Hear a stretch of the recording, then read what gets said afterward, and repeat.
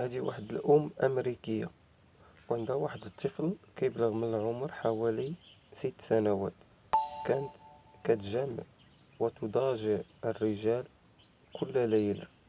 كل ليلة كتدخل شخص غريب وكتمارس معاه الزنا، والولد كيشوف بعينيه، فولا كيكرهها وكيبغضها لواحد الحد كبير جدا. الملامح ديالو كتغير ملي كدوي معاه ولا ملي كيشوفها.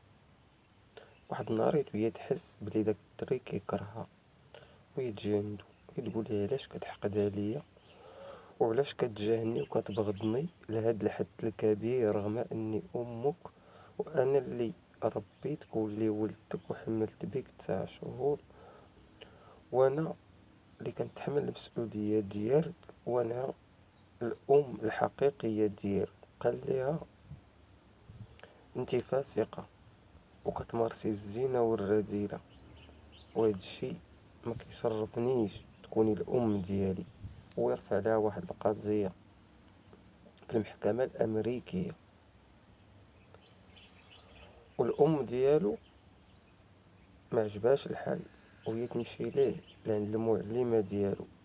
وكانت آنذاك المعلمة ديالو امرأة مغربية مسلمة، وهي تسولو هذيك المعلمة، قالت ليه علاش كتعامل مع الأم ديالك وما كتحترمهاش وكتكرهها؟ علاش؟ هي اللي حملاتك 9 أشهر، وهي اللي كتصرف عليك، وهي اللي كتقوم بالأعمال اللي انت كتحتاجها باش تكبر وتصبح رجل في المجتمع. قال لها نسولك سؤال، واش انت كتعاشري الرجال؟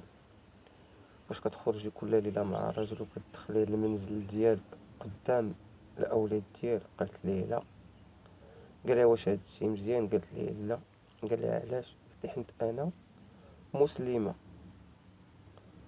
ويرفع لها قضية ويفوز بالقضية، وهي تعطي المحكمة الحضانة، حولت الحضانة تحت الحرية الأمريكية وحقوق الإنسان الغربي. عطات ديك الحضانة لديك المرأة المغربية اللي هي المعلمة ديالو، ورفضات بلي ديك الأم الحقيقية ديالو تكون الأم ديالو. فتولات الحضانة ديالو وتقبلت الدعوة ديالو، وصبحت هذيك المعلمة المسلمة هي الأم القانونية ديالو، وهي اللي مكلفة بالتربية ديالو. الحمد لله على نعمة الإسلام.